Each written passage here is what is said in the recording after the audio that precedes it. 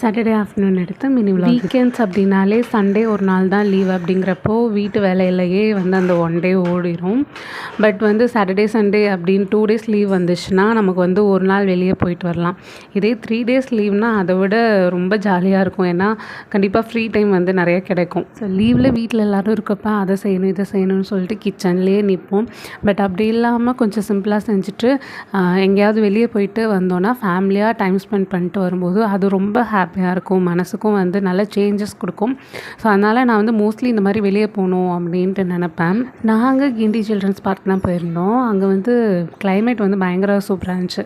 ஏன்னா அப்போ தான் வந்து லைட்டாக மழை பெஞ்சு முடிஞ்சிச்சு. அதனால் அப்படியே நம்ம நேச்சரோட டைம் ஸ்பெண்ட் பண்ணுற மாதிரி ரொம்பவே நல்லா இருந்துச்சு அந்த கிளைமேட். இதே வெயில் இருந்துச்சுன்னா இந்தளவுக்கு என்ஜாய் பண்ணியிருப்போமா அப்படிங்கிறது டவுட்டு தான்.